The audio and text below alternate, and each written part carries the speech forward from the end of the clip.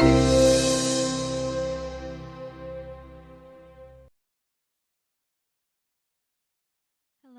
thank you everybody for joining.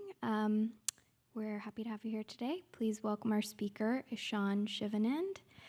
He's going to give a talk on reversing desensitization.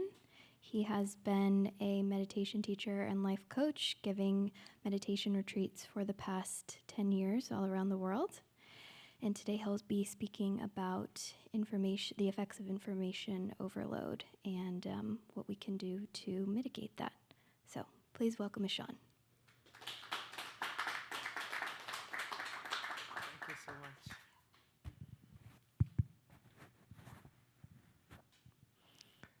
I salute you. I salute the God within all of you. Thank you so much for being here. And first of all, it was very interesting, the introduction, very heavy words used. I apologize if my talk would be a bit simpler. And basics. I believe in two things. And those two things are the most important thing if you ask me. The first being peace and the second being relaxation. Peace and relaxation. So on this quest for these two things, you and I are sitting here, and I would like to welcome you all and thank you for the bottom of my heart for being here and listening to me. I look at all of you, smile, and I would appreciate if you can smile back. It would be less scary for me. So very nice, yes. I have glowing and pretty faces. So as I said, peace and, what was the second? I forgot. Relaxation, yes. Thank you. And these two things I feel are the most important in today's life. Because we can do anything at all. We can work, we can study. But in the end, what is that quest? We could be imagining of our favorite show on Netflix. And there's always the anticipation that when the day will come, when our show will come, and the day it has to come, what do we feel? A lot of peace. And when we are inside that experience, what do we feel? A lot of relaxation. Doesn't matter if the show is bad or the ending is bad, but at least the anticipation got us two things, what it is, peace and relaxation. Any noble experience that we are trying to gain, behind that, you will find these two friends. And our objective is to find them, befriend them, and sort of learn how to create them on demand. Now, before I begin any further, this whole concept, reversing desensitization, how this came to be. You see, my good friend here, Mr. Jay, he and I were talking and he said, I believe you should do a talk in my most beautiful company, Google. And I said, what can I, me being a man in a frock, teach them? And we were just wondering what I can talk, what we can discuss. And a very interesting show was on air. Have you heard of Game of Thrones? Yes? You must. I did not hear, so it's new to me. And I was very amazed, because every spiritual man is supposed to have a spiritual book which he's supposed to talk about. So let me be the spiritual man who's talking about George R.R. Martin's book. So in that book, what most interesting I found, there is this girl called Arya Stark. And somehow she goes to this place where, there is the many-faced God. And this girl is being trained to change faces. There is a game called the Game of Faces. And it is a very interesting game. How it's played is like, imagine you and I are sitting. I am sitting here. I am the one playing the game. You would be sitting there. So I will start to say something. And if it sounds like the truth, if you are convinced it's the truth, it's fine. But if you are not convinced that it's the truth, you have the opportunity to whack me. Patak! So that's how the game was played. Arya Stark was there saying some lie which seemed like a lie, and whenever it seemed like a lie, patak, she got whacked. And then I'm thinking, this George R.R. Martin has copied my life, or the life which me and so many of my friends used to live in India, because we were already expert of playing the game of faces. And you know how we used to play? In the morning, I would say to my mother, "Mother, I don't want to go to school today. It's such a good day." And she would be like, "Patak! Say that you want to go to school." And I'm like, okay, I have to make my lie little bit more convincing. I would go and stand in the morning assembly. And if I'll say to my teacher, "I don't want to stand in the morning assembly," what would happen? Patak. Not physical, more of a metaphorical, you know what I'm talking about. And then I realized in my life, so many times I have played this game of faces. Now my new teacher is my wife. So if she's teaching me how she's teaching, she'll say, "Please take me to the shopping mall." And I'll say, "I don't want to go." Patak. "Okay, let's go to the shopping mall." Patak. "Okay, I really want to take you to the shopping mall." You know, it's like you have to say, and the beautiful words of my loving wife are, "I don't want you to do it. I want you to want to do it." And that is the time when I realized that it's not just Arya Stark, George R.R. Martin is copying me. But the thing with Arya Stark is that she's an expert. She's more masterful than me. She has learned how to play the game of faces in such a beautiful manner that, like a chameleon, she can put on a face. And in the words of Shakespeare, all the world's a stage. Arya Stark can be whomsoever she wants to, whatever the situation calls. And the trouble that happened with me was sometimes, while putting on a face, I get confused that if that is me, then who am I? Because so many times you're talking to people and some person is saying midlife crisis, or some person is saying identity crisis. And why that person is saying so? Because maybe somewhere down the line he put on a face, or he had to put on a face. And in that phase, somewhere the confusion occurred. So the moral of the story is that game of faces is fine as long as I know what my real face is. Because if I don't know what my real face is, then maybe in these situations, maybe in the incidences which happen in my life, I get so confused or attached or detached to whatever it is that is happening, that I start to lose sight of my goal or my objective. And what it does is that it creates a form of cognitive dissonance, and it takes me away from two of my best friends. And what were the names of those two best friends? Peace and relaxation. And peace and relaxation are then away. So again, I start to think. And then I'm looking for something to give me that happiness. And now the beauty is that if I am already aware, centered, grounded, in a state of peace, then even the happiness that I search will lead to my growth. Otherwise, it would be something called hit and trial. The thing with hit and trial is, there is a very beautiful concept that I heard when I was young. And it is one of the most beautiful concepts. Why? Because it had a prominent effect on me. You see, earlier I used to have 6 packs. After understanding this, I still have 6 packs, but they are well hidden somewhere here. And that beautiful concept was junk food. Have you heard of junk food?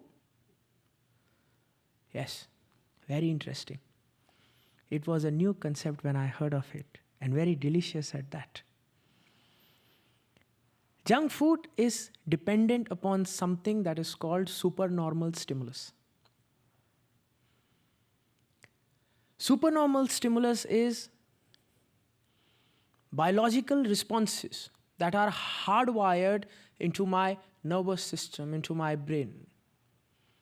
So for example, if my brain is wired in such a manner that I will prefer a certain taste, let us assume the taste of sugar or the taste of salt or the taste of fat,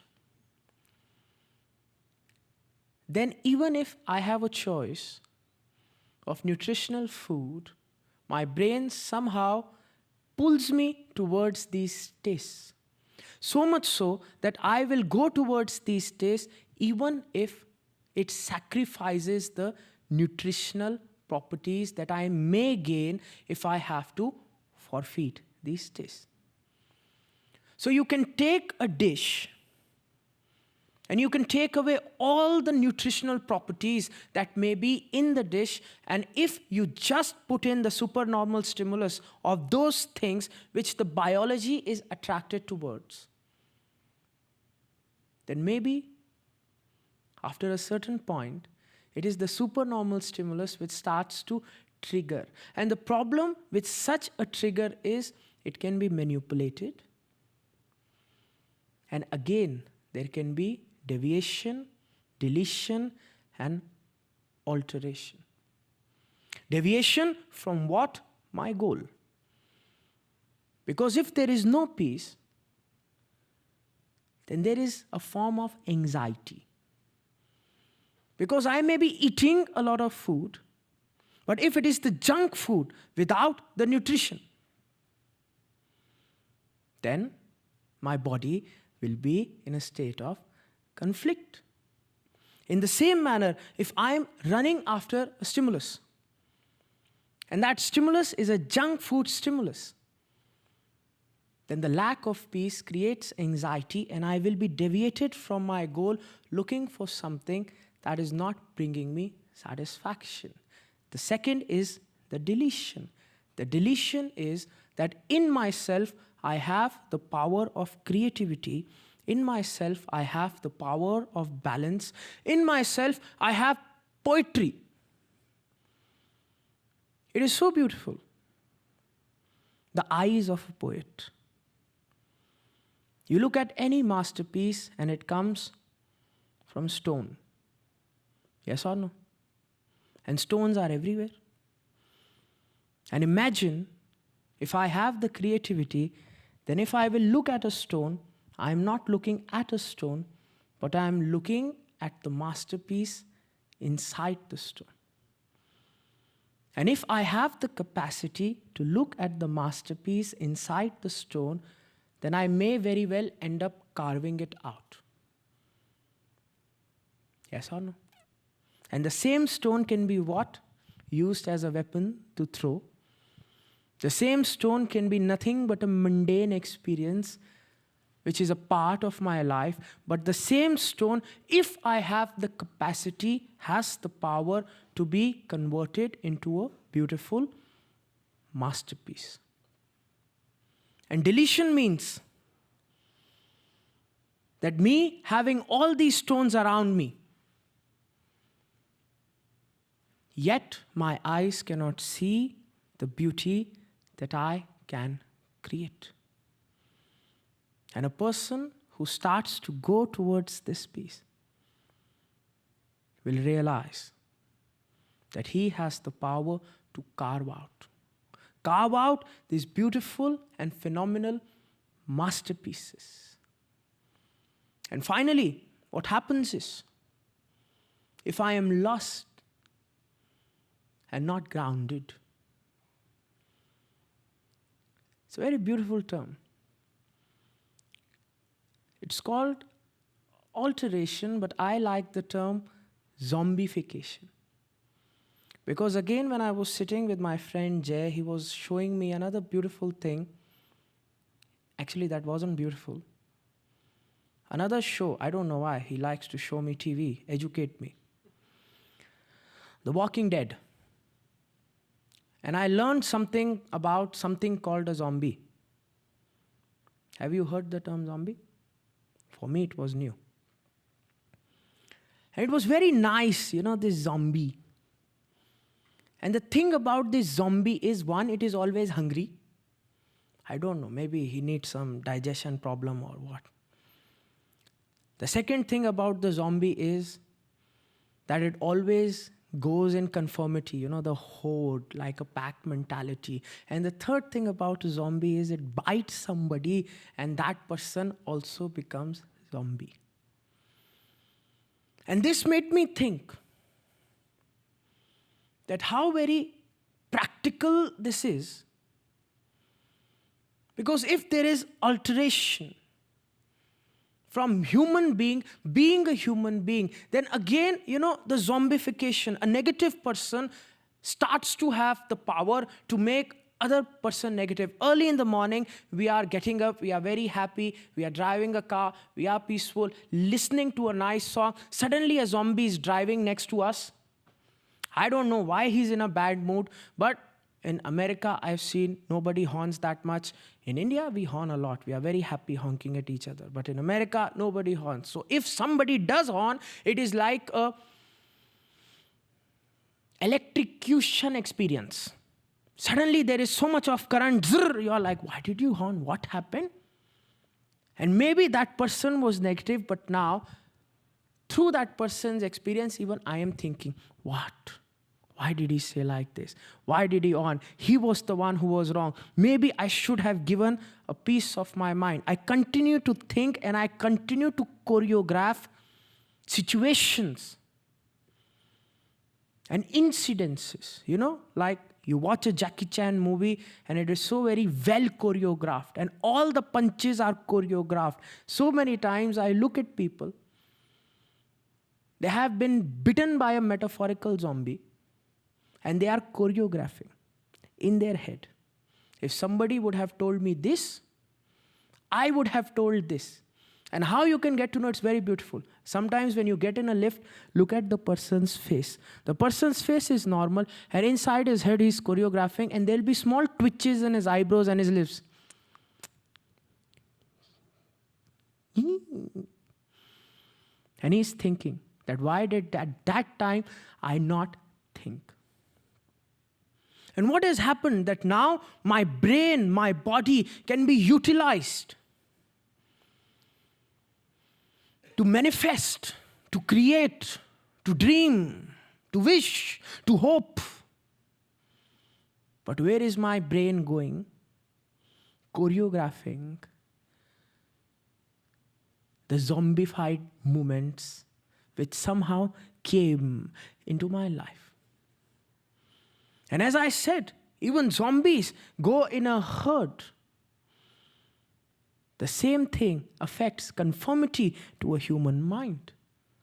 If I'm listening to 4 people and 4 people are dancing to a simple tune, and if at that time I am not centered in the manner, then that person who at that time is not grounded, a person who doesn't stand for something, can be swayed towards anything. In India, there's a very beautiful term called guru.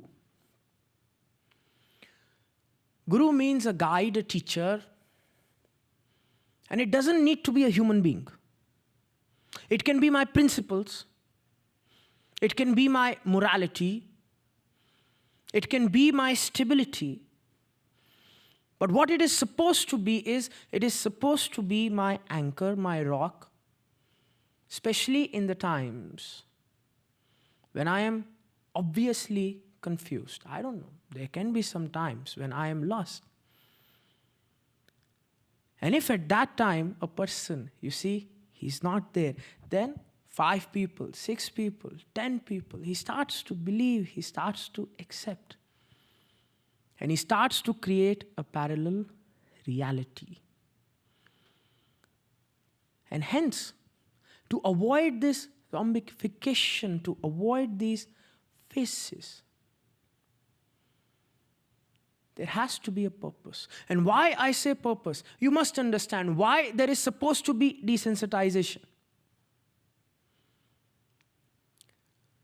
Because so many times, we just want to relax. Yes or no? We've had a hard day and we want to forget. Maybe somebody will say, it is so nice at that time to be zombified, to just sit in front of the TV and be lost in that artistic poetry that I'm seeing in front of me.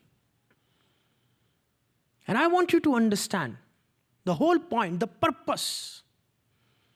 Because I'm not saying this is good or this is bad. I'm just saying the purpose.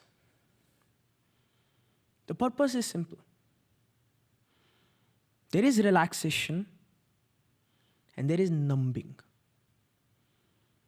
And numbing is different than relaxation. Numbing means when I am lost. Numbing means when I do not know, when I am dependent upon external chemical stimulus or external physical stimulus or external whatever it may be. Numbing means when the dosage has to increase every single time to chase that first high. Numbing is when I am not the creator and I am dependent. Relaxation, on the other hand, is something very beautiful. Relaxation means I have the power, it is internal, it is only me who has the power to create, and I am not affected by that which I see, because it is I who am the director and the writer of my story. That is peace. And as I said, the importance of peace. There is an old saying which says, empty mind, devil's workshop. Long ago, I was in Australia and I was sitting with a shaman.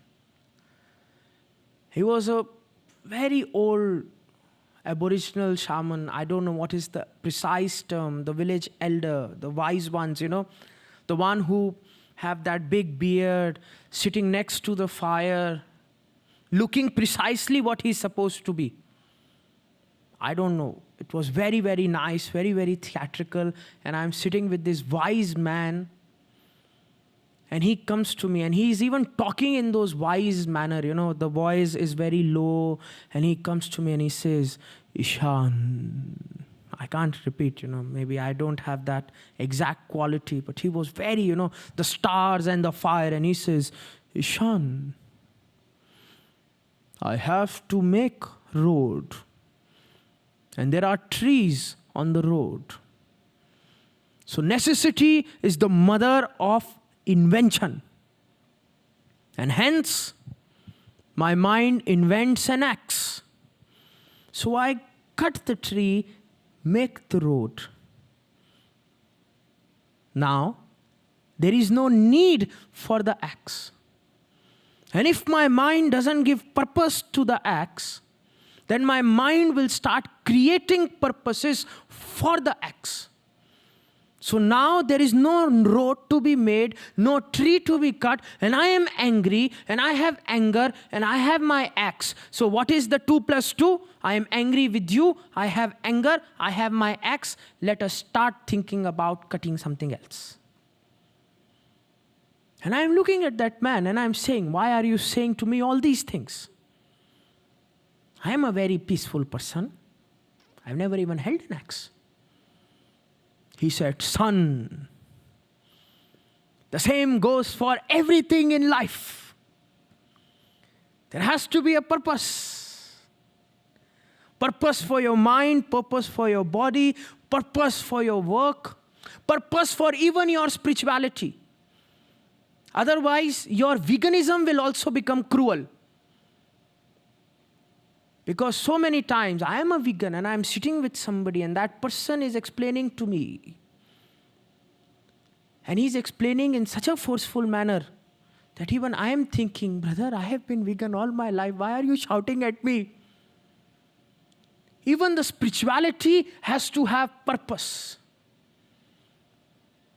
And if there is no purpose, then like the axe which was invented to make roads is the same axe that can be used for what? Giving haircuts to people. Or whatever you may soon please. Lack of peace and relaxation and all technology, all knowledge is utilized for singular purpose. Add the variable of peace and relaxation, and the whole knowledge and technology can be utilized in a much more humanistic purpose. Because at that time, we can start thinking as humanity, as a whole species. At that time, we can become more poetic in our outlook. And at that time, a rock is not a rock. A rock has the power to be what? A masterpiece. And to create this peace, there are a few things which are the entry point. A few types of meditations that I would love to teach you if you allow me. Do I have your kind permission? You have to nod your head or say something. I know I'm very, whatever you may say, but reaction, give me a reaction, please. Yes. The first is a very dynamic meditation that I want to teach you. The second is a very simple, dormant meditation that I want to teach you. And the third is a very, a meditation for every single second of your life. So there are three things that I want to teach you that will help you in your life to bring these two best friends so that somewhere down the line, if we were playing the game of faces, we can be more proficient. But more than that, we can help realize our objective and slowly move towards that. And before we go towards the experiential part of whatever it is that we talked about, if there are any questions you may ask, I would love to answer, and then we may proceed. Yes. Now, the spotlight is on you, and I will try to sit on this long chair, which looks very difficult, but I will manage. Yes. Any question? I can at least start off. And we talked about this a little bit earlier. There is just a lot of, you talked about purpose, right? But life has so many dimensions and so many purposes. And, throughout a day, we get through from one context to another. And this whole notion of things to keep track of, things to do, and things to get done, at some level goes away from purpose and turns into tactical execution. So how do you keep track of not one, but the plethora of things that we need to do in life and still make sure that at the end, we are moving towards something that will give us satisfaction in the long run?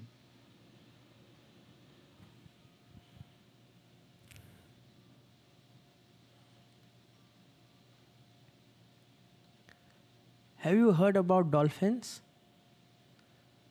Dolphins are the sweetest creatures that you will see. And they are so very inquisitive. And the thing about dolphin is that they are mammals. I did not know this. I thought everything in the water is fish. But apparently dolphin is not. And one of the most complicated things in a dolphin is that it has to come to the surface to breathe. I did not know this. I thought everything in the water could breathe. And it's so very interesting. You know, my question was, how does a dolphin go to sleep? Because if it has to come to the surface to breathe, and if it is sleeping, then imagine if you have to sleep and you needed some special room where you have to go to, where only you could breathe. So how would you sleep? You know, it's very interesting. So I went to this place. There's an island called Mauritius. Very beautiful, very nice place. And I was studying dolphins. So when the daytime comes, all these dolphins, they come near the shore and they go into a rhythmic motion. They are going up, they are going down. They are going up, they are going down. They are doing like a dance, a ballet, where they go to sleep. And just like our chest expands and contracts, it goes into a rhythm when we are sleeping. Even the dolphin, the only difference is the dolphin comes up and then goes down, and it's sleeping, and it comes up and it goes down. It's such a beautiful thing to witness. And here the most important thing is the dolphin is coming up. Even though the dolphin's life is in the water, the dolphin's kids are in the water, the dolphin's food are in the water. I'm sure there must be a wife also somewhere down there. The dolphins, everything is inside the water. Yet, where is breath? Up. And the thing is, we must learn from the dolphin. Imagine if the dolphin says that I have to learn to be technical and tactical. I have to learn to be a strategist, and in my strategizing, I have no time at all. I am so very busy and so very focused that I can do 20 things, but I don't have the time to go up and breathe. What is going to happen with the dolphin? The dolphin is going to become anxious, and more anxious. And then if you are talking to the dolphin, again, now I am being metaphorical. And the dolphin will be like, oh, I'm so stressed, I can't breathe, and I am here, but I have to work so much. I have to be so very tactical. Do you go after 10 minutes and talk to the dolphin, and the dolphin is saying, life has become very hard. It's so hard now. I have nothing to do. And then you go after half an hour, and now the dolphin is like, it's time to go, my friend.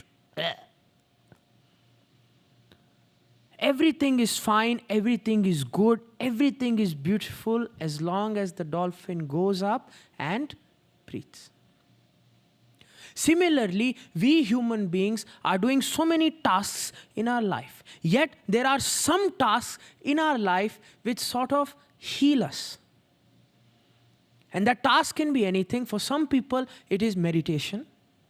For some people, it is hiking in the woods.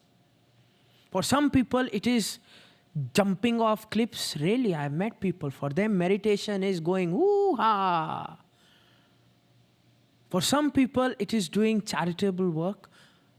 But there are activities which heal you, and there are activities which put a strain upon you.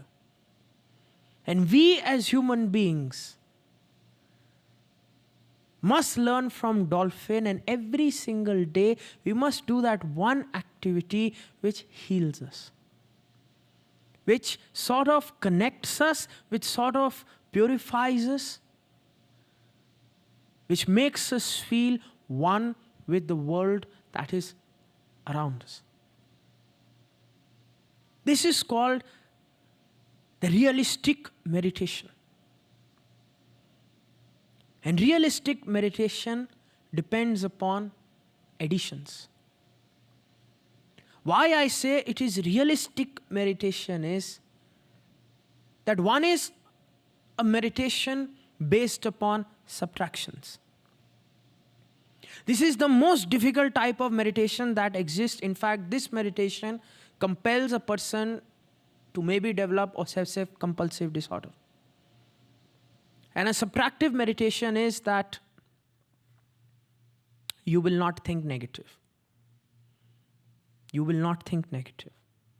A subtractive meditation is, I tell you that from today, you will not think about monkeys. You will not think about orangutans. You will not think about gorillas. You may not think about King Kong. King Kong is considered a monkey. Let us assume it is a monkey. And now I will tell you, what did I tell you not to think about? What is the answer that is coming? Reciprocate, my dear. What?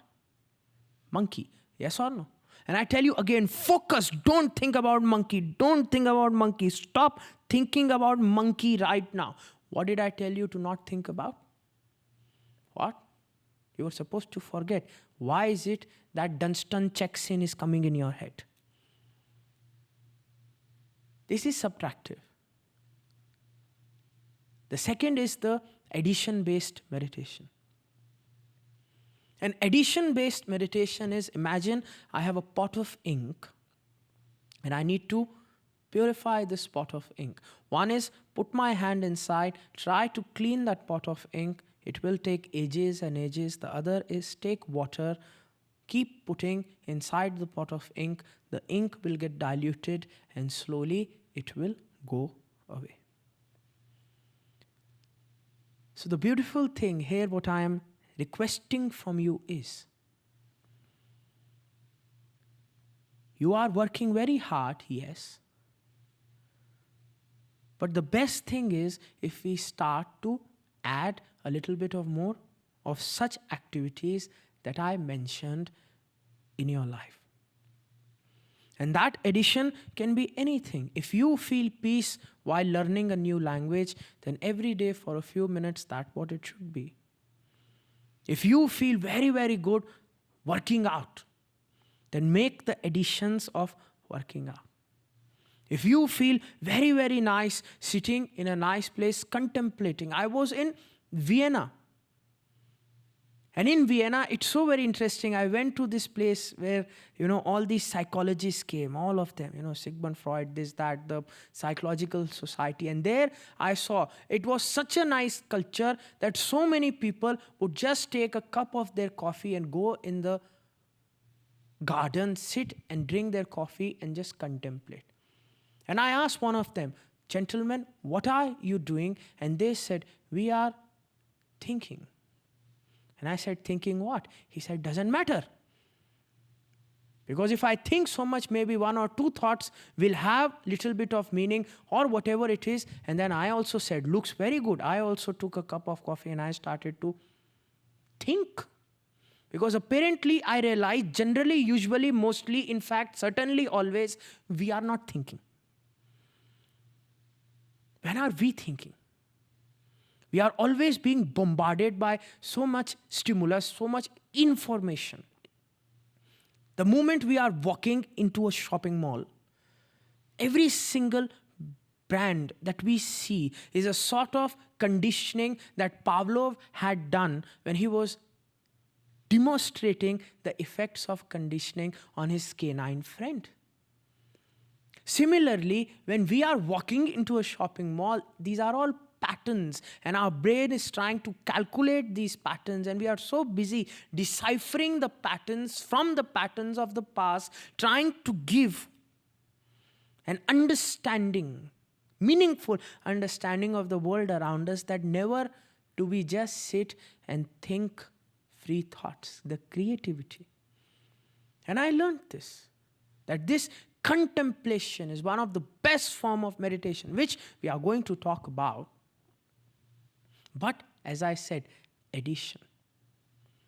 And the easiest way of what this kind gentleman asked was, be like the dolphin every single day, give yourself, and that time is your time, me time, when I am doing that activity which is really, really benefiting me and making me extremely, extremely happy, and that will help in the long run. Because then when you will look back, you will find that there is one connection in every single day that I have lived, and that is the connection, that is the growth that I have bought in my mind. So yes, dolphin, huh? Thank you so very much. Anything else?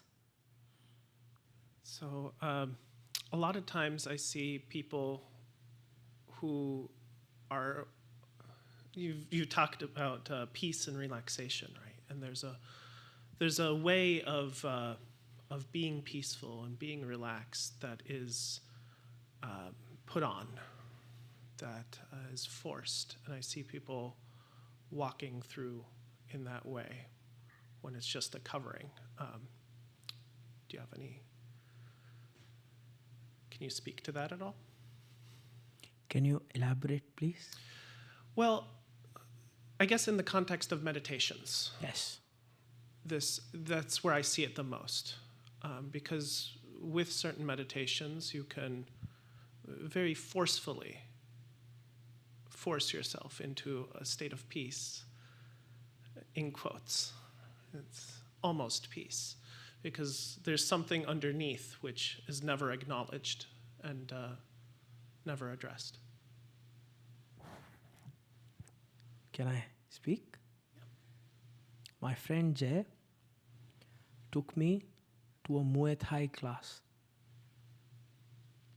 I had no idea what Muay Thai is. Apparently, it's a place where people kick you, punch you, elbow you, and knee you. And when I went for the first time to the Muay Thai class, the gentleman that was there told us to do 10 push-ups. Now the beauty is, I do only 2 push-ups every day. One is when I'm going down to sleep, and the other is when I'm waking up in the morning. And now this gentleman is saying doing 10 push-ups, then of course, I had no capacity to do 10 push-ups. Why? Because I had never done them in my life. And the beauty was, I did 2 push-ups that day, and I could feel them the next day. But then the thing about body is, the thing about our mind is, we are very adaptive. You know, our body learns. If we look at ourselves, we didn't know to drink coffee when we were born. It is all acquired behavior. We learned. Our body adapted so that we would learn to drink coffee. And now every day in the morning, the first thing that we are saying is, where is coffee, my love? I want to have you in my arms and take you. Because my cells are asking for it. My body adapted. And after just doing 10 days of push-ups, I could do 20, 30 push-ups at a time. And I'm so impressed by myself. Why? Because my body has adapted.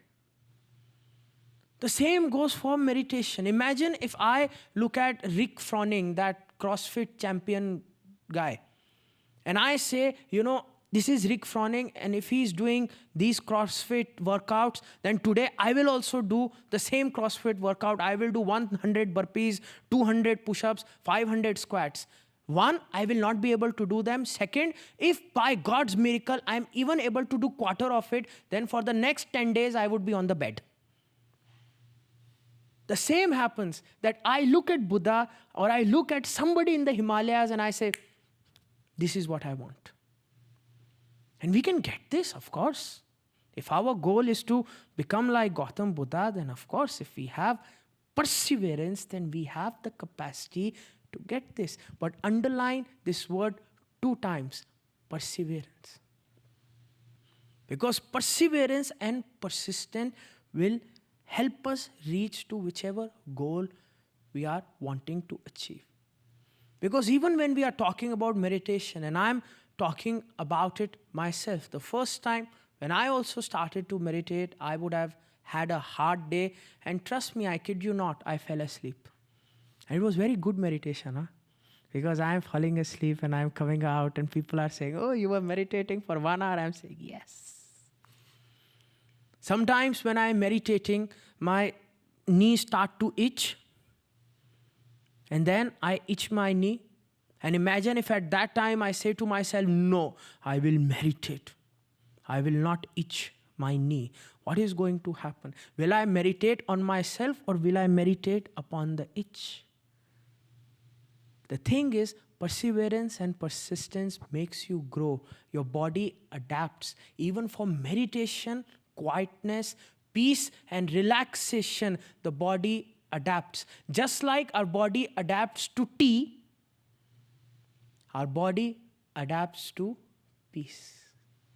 And that is why the start is very, very important. The entry is very, very important. And little bit force, yes, because if you take a gym membership, you have to force yourself to go to the gym every day. So that little force in the beginning just to overcome the inertia, my friend, is always there in anything that you do in your life. But once the body starts to adapt to that situation, then the same thing start to give me a lot of happiness. I was doing this class, again my friend Jaiji put me, there is this thing called Soul Cycle in San Francisco where, a lot of spinning is happening and they put nice candle and nice music and you're cycling. I went early morning, 6 o'clock, and so many people were there and so many people were enjoying. They were going with the beat. They were so very happy. And I realized that these people are very, very happy doing this because now their body has adapted to that happiness. And seeing their happiness, even though it was my first day, even I started to go, even though nothing was happening down here, but at least this was nice. So, force is not a bad thing as long as it's taking me somewhere. As long as the result that I am getting is good, as long as my body is adapting, as long as I'm not going against my nature, and as long as every day I am growing. So, let me teach you a few things. Let us start. And just like I could do 30 push-ups in 10 days, maybe, my friend, you are Gautam Buddha in 20. Thank you so very much. Yes. Anything else? Okay, so we continue. As I said, the 3 forms of meditation. The first meditation is a very simple meditation. And that meditation is called sleep. The first thing that we need to do when we are talking about moving towards the path of peace and relaxation, the first thing is sleep. Do you all sleep in 24 hours? Please say yes. Please say yes. Oh, thank you. Yes, it's nice. So in this meditation, that is sleep, first is the preparation for this meditation. So for the first preparation that we have to do before we are going to sleep is 1 hour before or whatever time it is that you are wanting to go to sleep, I want you to switch off your smart devices. And I know I'm sitting in Google. I'm so sorry, Google, you are the best. But still, 1 hour before you go to sleep, no phones, no screens, no sort of light pollution. What this will do is this will start preparing us. This will start preparing your brain to now slowly go into that deep level of relaxation. Because sleep, we all sleep. But one is a sleep when we wake up happy, and other is the sleep when we wake up like Dracula. So what we want is, we want a high quality of sleep. So the first thing that we do is that we switch off everything 1 hour before our sleep. We let our body sort of detox from technology. Another thing that you can try, if you are physically very, very able, do not eat cooked food at least 2 to 3 hours before you are going to sleep. If you are medically able, physically able, you have the capacity, don't take cooked food. Give your biology time to digest whatever it is that we've already put. Give yourself the power to sort of focus in rebuilding yourself rather than digesting whatever has been put inside you. And finally, 10 minutes before you go to sleep, there is a very wonderful exercise that I want you to do that will help you. This, we call it the golden book. The golden book is, we sort of make a journal, and in that journal, we write 3 things every night. One is, what is it that I want from life? And this is a contemplation. You don't have to just write Maserati or Lamborghini. Just think. You don't have to write the lyrics of Designer's Panda. Another song my friend here made me listen to. Very nice. We have to think. What is it we want from life? Second, what will we get it if we get whatever object that we are seeking? What would be the change in my life if I get whatever it is that I am seeking through my hard work? For example, even if you are seeking a Maserati from your life, the next thing that you must write in that book is, what is it that I will get if I have a Maserati sitting in my garage? And the final thing that you must write is, what is the price I am willing to pay? And by the price I am willing to pay, what is the hard work that I will do? How many hours I will put on achieving that goal? You're sort of making a ledger. I will repeat. The first thing we will write in that book, what it is that you want from your life. The second is, what will you get if you have achieved? And finally, what is the price you're going to pay? And I want you to contemplate before you write it. Let there be no stimulus at that time, no TV, no radio, no whatever it is that, you consider a stimulus. And for 5 minutes, just think, contemplate, and write. And this you must do every night, because you will find as your consciousness changes, as your incidences in life changes, as your growth changes, even the things that you are seeking from life may change from a Monday to a Friday. So you contemplate, you write. Then you shut that book and you put it next to your bed. And then comes the second form of meditation, which will help us in our sleep. And this is called sort of like a relaxing meditation. And how you will do that? You will just close your eyes. Let us try. Close your eyes. You will try to sit straight. And if you are not able to sit straight, you will just relaxingly lie down so that you are straight. No need to lie down here. This is for the night time. And then you will start breathing. But your breathing will be, like dolphin. Each breath helping you connect to that happy place that is within you. And there is a physical difference that I want you to bring in yourself when you are breathing. The first is, I want your breath to be deep. As deep as your breath can be.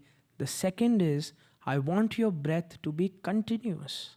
Let there be no difference and no space between inhaling and exhaling. And the third and the most important thing, try to listen to the sound of your breath.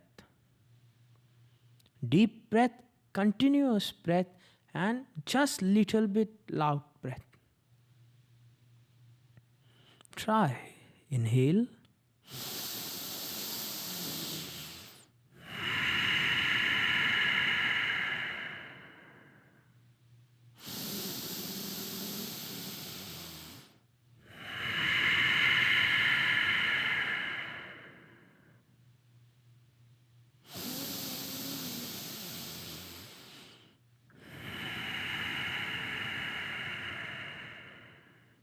Continue.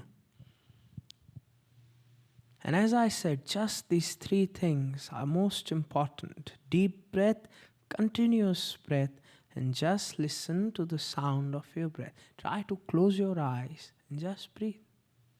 It's very simple. But trust me, it is the simplest things in life that matter the most. These are the things we may take for granted, but something as simple as the sunlight is the most important in our living. The same is with the breath. Just breathe and expand and contract. Imagine yourself like a balloon, a big balloon. And you are expanding and contracting. Deep breath, continuous breath, and the sound of the breath. And at the same time, create another intention. As if when you are breathing, you are not breathing just air, you are breathing energy. As if air in itself is energy. And you are inhaling the energy and you are exhaling the energy. Bring one more intention. That as you are becoming aware of air as an energy, how does your mind perceive the concept of energy? Is it like electricity? Is it like air? Is it like water? Is it a fluid? Is it an object? Whatever it is, let yourself be filled and let yourself be empty. Be aware of your thoughts at this time. Be aware of all your feelings and perceptions. Be aware of all your 5 senses. And let your breath now be slower. But as I said, deep, continuous, and the sound of your breath.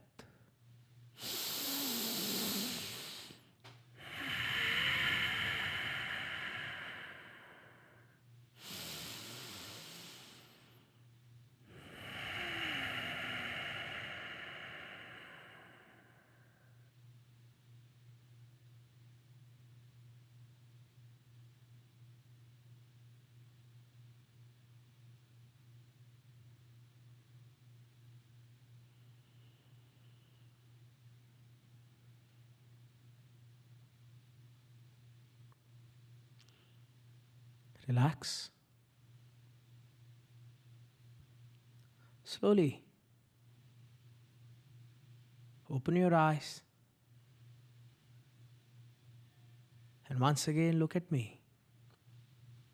How are you feeling? See, relaxed. So very nice. And the third thing that I want you to do is, when you wake up, the first thing when you wake up, go into the sun. In front of a window, if you have grass, very nice. If you have a penthouse, awesome. Anywhere where you can be under the sky and you can be in the sun, or if your feet can be on the grass, it's very, very important that we expose ourselves to nature a little bit. I have seen that when I'm talking about meditation and I'm making people meditate on hard wooden chairs in a nice AC hall, then it is a bit difficult. And a few weeks ago, I was in Austria and we were in the Alps, in the nice mountains, on the grass. And I found it was so very easier for me to make people meditate. But I'm not saying that's always in Alps only that meditation can be done, or in Himalayas. The thing was the nature. And the nature sorts of, I don't know what it does. It gives you a form of grounding, so to speak, or a form of connection, which is a very beautiful experience. Because imagine if we start to think ourselves as atoms. One is, we are human body. Human body can be male, female. Human body can be Indian, American. Human body can be, I don't know, so many things. But then you start to go within. You start to think of the human body as cells. Now the thing with the cells is that a cell can be healthy, a cell can be sick. So many differences, so many variations. But when suddenly you start to meditating, you will start observing, after a certain point, something happens, some feeling comes on the surface, and you start to perceive the human body as atoms, as vibration, as frequency. And the most beautiful part of this is not that it is a very holistic experience. The most beautiful part of this is it is the oneness. Because at that vibration that you are feeling, there is no man, there is no woman, there is no health, there is no sickness, there is just a vibration, there is a sense of peace, and you are in the grass, and you can feel that light, and it is such a creative feeling that I am feeling, as if I am absorbed in that setting, in that environment, and I feel very powerful. Because at that certain point, it is only that feeling and there is no restriction. And you must have felt this feeling somewhere at some point of your life when you were completely part of whatever it was that was happening, and it was such a feeling of high. Maybe when your project sort of shot into the sky, or maybe when a surprise party was given, or maybe there was this excellent ending to this excellent movie that you had seen, or maybe the first time when you fell in love. When time stops still and there is no body, there is no cell, there is just the energy, the frequency. And I want you to think right now. When was the last time that you had felt something so very awesome? And what I want you to do, early morning or whatever morning or whatever afternoon or evening you get up, I don't know, not judging. Your day starts when you get up. The moment you get up, the first 5 minutes or 10 minutes, just give to yourself, go in this nice setting. If not, you are in an apartment, make a few pots, trees, I don't know what. Just so that you are near some greenery. And you are sitting.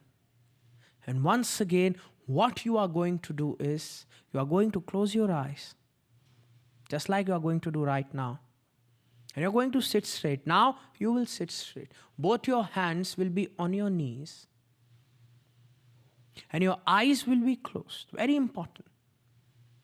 Because the moment you close your eyes, you become more aware of what is happening inside of you. And the moment your eyes are closed, you will take your awareness to the feeling of the most happiness that you have ever had in your life. I'm not telling the situation, but you may use the situation to connect to that feeling. When you were feeling very happy, as if you were peacefully high, when you were in that state of ecstasy, achievement, when you were triumphant, not the situation, be aware of the feeling.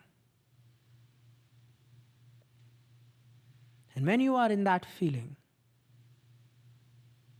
just bring a simple intention.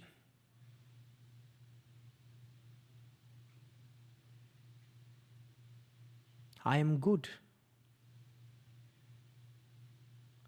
I am good. I am good. And I thank myself for all that I am going to achieve. Just a very simple thought. I am good. I am good. And I thank myself for all that I am going to achieve today. And once again, your breath is going to be very deep, continuous, and loud. Your breath so deep that you are breathing till the time you cannot inhale, and you are exhaling till the point you cannot exhale. So continuous that there is not even a millisecond of gap between the inhalation and exhalation. And so loud that you should be able to hear the sound of your breath as it goes in and as it comes out. Feel the breath on your nostrils, through the nose, through the windpipe going in, and feel it as you exhale, coming out through the nose to your lips, and slowly being lost. And just 5 minutes of being completely aware of your breath and your thoughts. Your thoughts may rise up and down like waves on the ocean. But it is all right. Just witness and just breathe.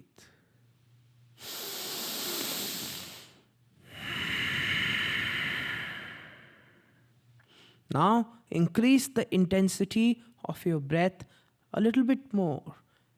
Just like in the night time, you were letting your breath relax more and more. Now you will increase the intensity little by every minute, 10%, 20%, and by intensity, I mean the depth of the breath and the speed of the breath. Let it be more than before.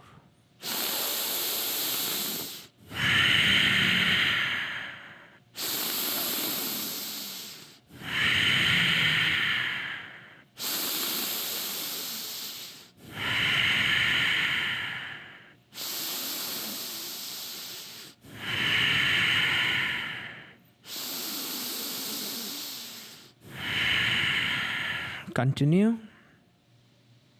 Excellent. Now, at least 30 times more powerful than what it was.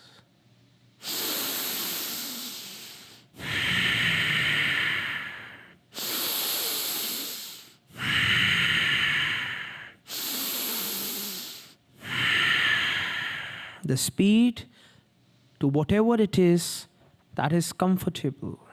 The strength to whatever it is that is comfortable. And a simple thought that I am grateful to myself for all that I am going to achieve.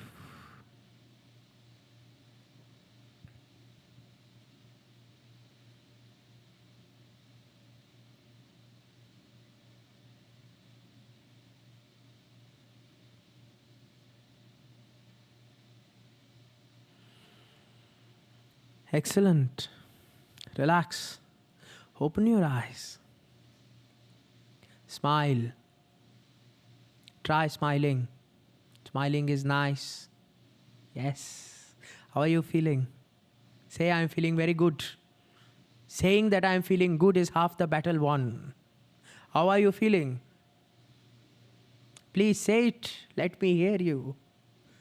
Yes, I'm feeling good, and I thank myself for all the better that I am going to achieve. Finally, in the end, what I would like to say is, we are living a life of patterns. And when we live our life, we can either reinforce our old patterns, or we can create new patterns. Living a life, as I said, of not being aware of the goal and being away from peace and relaxation reinforces the previous patterns that we make in our life. And the pattern can be anything. I cannot love the way I used to love. I was more motivated when I was younger. I do not know. Whatever pattern that we have made. And through our choices and our decisions and our actions, you can only do two things in your life. Trust me, there is nothing else. One is we can reinforce the old patterns, or we have the power to start creating what? New patterns. Of course, I can't do push-ups. But if I don't do push-ups, then every day I am reinforcing the pattern of what that I can't do or cannot. Please mind my English. It is not my first language. I cannot do push-ups. The second thing that I can do, start doing one push-up today so that tomorrow I can create a new pattern. Why? Because my body is very adaptable. My body is very beautiful. And my body is very sensitive to growth. And if I choose to reinvent, then I have the power and the capacity to upgrade my inner software in such a fantastic manner that every day I am creating new patterns in which to live my life. But these patterns are not the numbing patterns, but the relaxing and the peaceful patterns.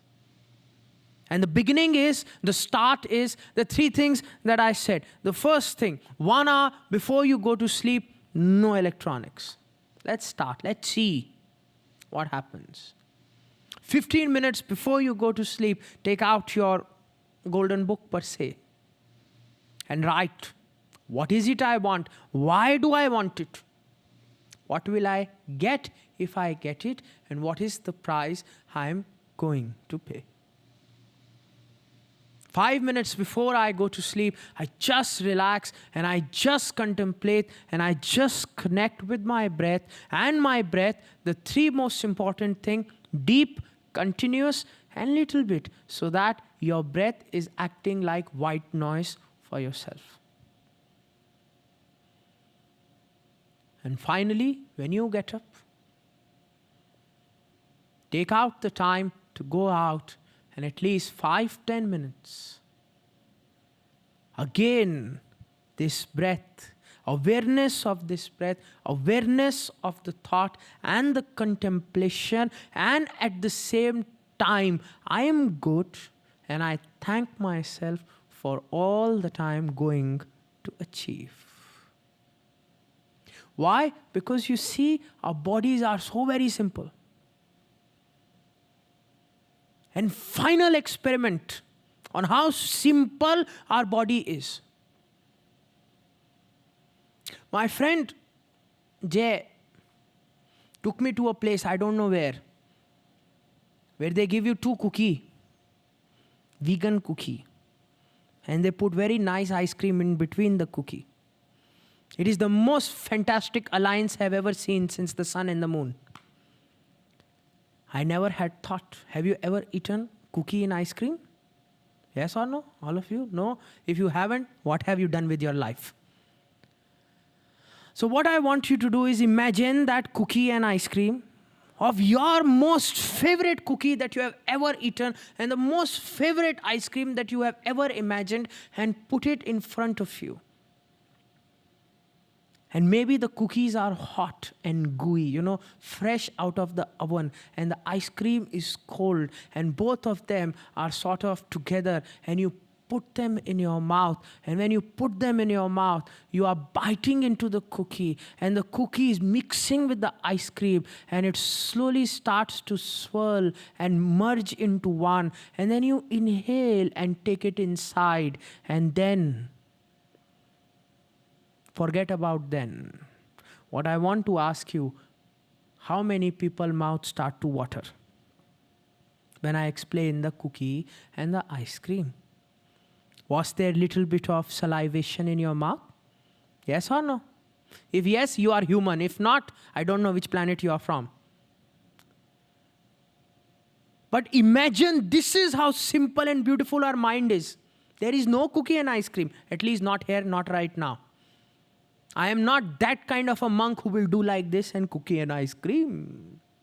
And your mind knows there is no cookie and ice cream, yet your mind salivates as if it is about to come. Yes or no? Tell me, my dear. Reciprocate. Yes or no? So if your mind can drool to an imaginary cookie and ice cream, then I want you to imagine how many of your reactions are to imaginary stimuluses or stimulants, or I don't know, you get it. And that is why, if our reactions are going to be to so many imaginary stimulants, then why not somewhere I start to tell myself that I thank myself for all that I am going to achieve. Maybe that piece will give me the power to work hard and maybe in time truly achieve or whatever it is I am capable of. And the final thing that I can request to you is, one of the most powerful tools is the most active form of meditation, and sometimes the toughest. Do I have permission from you to share? This is the secret ingredient. This is the chemical X used by professor to make Powerpuff Girls. This is the most important Kung Fu Panda Dragon Scroll secret that I am about to tell you. And the secret is, in fact, it's not a secret, it's something that sort of helps me, may help you. A form of active meditation. And the secret is, I want you to learn to drumroll, drrr, smile. It's very beautiful. Try, smile. Try, please. Yes, all of you, smile. And how you will practice this, the first thing you will do when you go early in the morning, you will look in the mirror, and what you are going to do is look at whatever face you are seeing, and you will smile at that person that you are awesome. Can you do that? I want you to try it. Trust me, it is the most fantastic thing when you are looking in the mirror and not pulling in your stomach and not thinking how I would look if this would happen or that would happen, or if I was fairer or I was darker, or if my hair was longer or lesser, or I don't know. Just look at the person you see in the mirror and say, you are awesome. And then continue to practice this. When you are driving, somebody looks at you while you are driving, no need to try. And let's see what happens. Maybe that person smile back. Maybe that person gives you some universal gestures. How do I care? But I am not smiling for that person. I am smiling because my brain is so simple that if I look at imaginary cookie, my brain drools. And if I give my brain a conditioning to be happy, then trust me, my brain do not know. It is such a simple thing. My biology don't know. It think the cookie is real. And that will give me the power to focus, to function in the most appropriate and beautiful manner. Maybe the easiest way to break the desensitization and be in the moment of where you are is accepting that I am good. And finally, I thank myself for all that I am going to achieve. So I thank all of you, and I smile at all of you. And I hope you were happy listening to what I had to share. And I hope that all of you find the real happiness, but most of all, the peace and relaxation that are the most beautiful forms of human existence. And I hope and I wish that all of you feel the euphoria that I was talking about. Maybe in your work, maybe in your relationships, maybe in whichever form you wish to experience it. Because I believe we, humanity, are a collective consciousness. And if all of us are resonating at a high frequency, then the whole planet is healed. And even if a part of the body is sick, then the whole body feels the pain. In the same manner, even if part of collective consciousness is hurt or in pain, then the whole planet feels in some manner or the other. And that is why I like to talk. I like to come all the way from wherever to here, San Francisco, to speak to the kind and good and gentlemen and gentlewomen that are sitting in front of me, because I seek that one day, through our collective efforts and endurance, the whole collective consciousness will be very, very good. So thank you. I thank you, and I thank the infinity that resides amongst all of you. And I hope and I pray and I bless that all of you achieve all that you seek. Namah Shivaya.